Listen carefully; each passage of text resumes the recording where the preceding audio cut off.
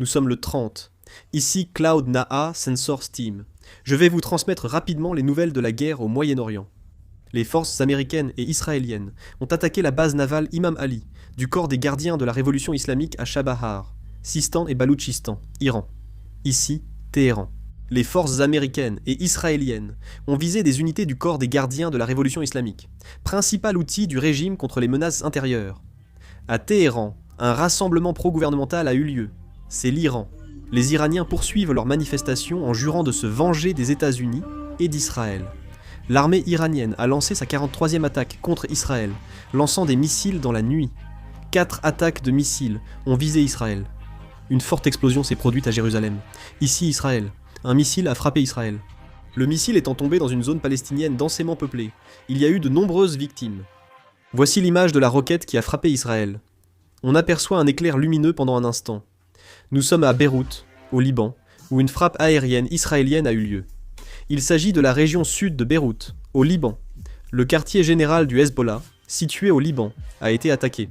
Nous sommes à Bagdad, en Irak. La base aérienne américaine Camp Victory, située à Bagdad, en Irak, subit une attaque de drones, et le système de défense aérienne est en fonctionnement. Nous sommes à Dubaï, aux Émirats Arabes Unis.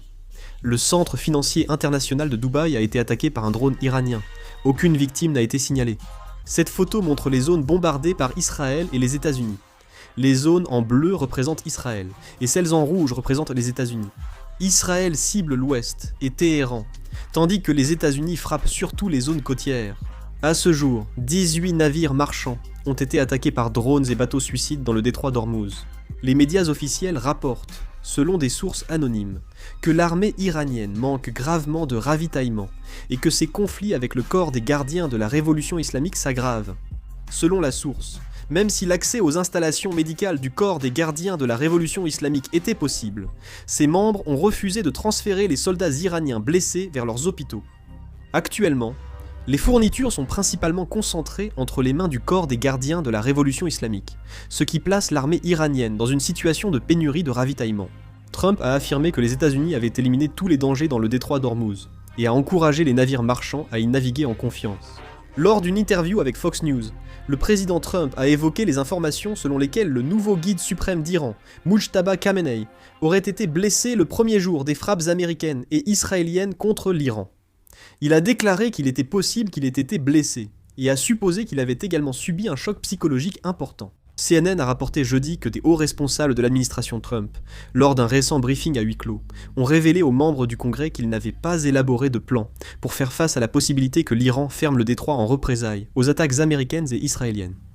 L'administration Trump ne s'attendait pas à ce que l'Iran ferme le détroit d'Ormuz. D'après le Financial Times, ces 5 dernières années, l'armée américaine a acquis 322 missiles Tomahawk, dont beaucoup ont déjà été utilisés. Les États-Unis lèvent partiellement les sanctions sur le pétrole en transit. Actuellement, la Russie réalise des profits massifs. Avec la flambée des prix du pétrole, des bénéfices supplémentaires de 220 milliards de onces par jour sont générés.